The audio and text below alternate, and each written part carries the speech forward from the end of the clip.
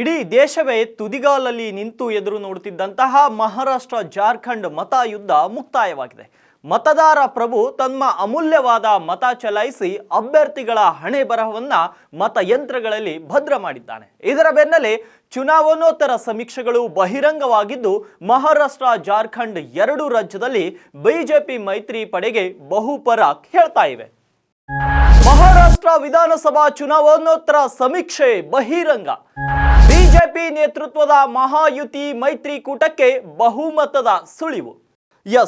ಇಡೀ ದೇಶದ ಗಮನ ಸೆಳೆದಿದ್ದಂತಹ ಗ್ಯಾರಂಟಿ ಘೋಷಣೆಗಳ ಮೂಲಕ ಭಾರಿ ಸದ್ದು ಮಾಡ್ತಿದ್ದ ಮಹಾರಾಷ್ಟ್ರ ಮತ್ತು ಜಾರ್ಖಂಡ್ ವಿಧಾನಸಭೆ ಮಹಾಯುದ್ಧ ಮುಗಿದಿದೆ. ಶಿವಾಜಿ ನಾಡಿನಲ್ಲಿ ಮಹಾ ವಿಕಾಸ್ ಅಘಾಡಿಗೆ ಅಧಿಕಾರ ಸಿಗುತ್ತಾ, ಅಲ್ಲ ಮಹಾಯುತಿಗೆ ಅಧಿಕಾರದಲ್ಲಿ ಮುಂದುವರಿಯುತ್ತಾ ಎಂಬ ಕುತೂಹಲ ಮೂಡಿದೆ. ಮತದಾನ ಮುಕ್ತಾಯದ ಬೆನ್ನಲ್ಲೇ ಚುನಾವಣೋತ್ತರ ಸಮೀಕ್ಷೆಗಳು ಬಹಿರಂಗವಾಗಿದ್ದು ಭಾರೀ ಸಂಚಲನವನ್ನ ಸೃಷ್ಟಿಸಿವೆ. ಮಹಾರಾಷ್ಟ್ರದಲ್ಲಿ ಎಂವಿಎ ಮತ್ತು ಮಹಾಯುತಿ ನಡುವೆ ದೊಡ್ಡ ಪೈಪೋಟಿ ಏರ್ಪಟ್ಟಿತ್ತು. ರಾಜ್ಯದ ನಾಯಕರು ಸೇರಿದಂತೆ ಕಾಂಗ್ರೆಸ್ನ ಘಟಾನುಘಟಿ ನಾಯಕರು ಮಹಾಯುದ್ಧ ಭೂಮಿಯಲ್ಲಿ ಆರ್ಭಟಿಸಿದರು. ಇನ್ನು ಮಹಾಯುತಿ ಪರವಾಗಿ ಮೋದಿ, ಶಾ, ಯೋಗಿ ಆದಿತ್ಯನಾಥ್ ಮತ ಭೇಟಿ ಮಾಡಿದ್ರು. ಇದೀಗ ಬಹಿರಂಗವಾಗಿರೋ ಎಕ್ಸಿಟ್ ಪೋಲ್ನಲ್ಲಿ ಬಹುತೇಕ ಸಮೀಕ್ಷೆಗಳು ಮಹಾಯುತಿ ಮೈತ್ರಿಕೂಟ ಮತ್ತೆ ಅಧಿಕಾರಕ್ಕೆ ಬರುವ ಭವಿಷ್ಯ ನುಡಿದಿವೆ. ಹಾಗಾದ್ರೆ ಯಾವ ಸಮೀಕ್ಷೆಗಳಲ್ಲಿ ಎಷ್ಟೆಷ್ಟು ಸ್ಥಾನ ನೀಡಿದೆ ಅನ್ನೋದನ್ನ ನೋಡೋಣ. ಮಹಾರಾಷ್ಟ್ರದಲ್ಲಿ ಯಾರು ಸಾಮ್ರಾಟರು?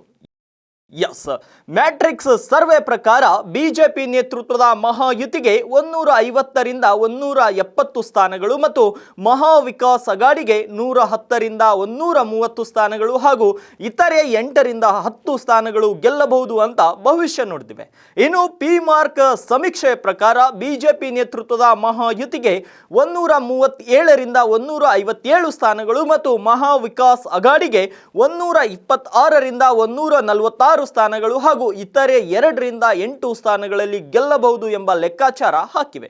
ಇನ್ನು ಪೀಪಲ್ಸ್ ಪ್ಲಸ್ ಸಮೀಕ್ಷೆಯು ಬಿಜೆಪಿ ನೇತೃತ್ವದ ಮಹಾಯುತಿಗೆ 182 ಸ್ಥಾನ, ಮಹಾ ವಿಕಾಸ್ ಅಘಾಡಿಗೆ 97 ಸ್ಥಾನ ಮತ್ತು ಇತರೆ 9 ಸ್ಥಾನಗಳಲ್ಲಿ ಗೆಲ್ಲಬಹುದು ಅಂತ ಭವಿಷ್ಯ ನುಡಿದಿವೆ. ಇನ್ನು ಚಾಣಕ್ಯ ಸ್ಟ್ರಾಟಜಿ ಸಮೀಕ್ಷೆಯಂತೆ ಬಿಜೆಪಿ ನೇತೃತ್ವದ ಮಹಾಯುತಿಗೆ 152ರಿಂದ 160 ಸ್ಥಾನ ಮತ್ತು ಮಹಾ ವಿಕಾಸ್ ಅಘಾಡಿಗೆ 130ರಿಂದ 138 ಸ್ಥಾನ ಹಾಗೂ ಇತರರು 6ರಿಂದ 8 ಅಂತ ಅಂದಾಜಿಸಬಹುದಾಗಿದೆ.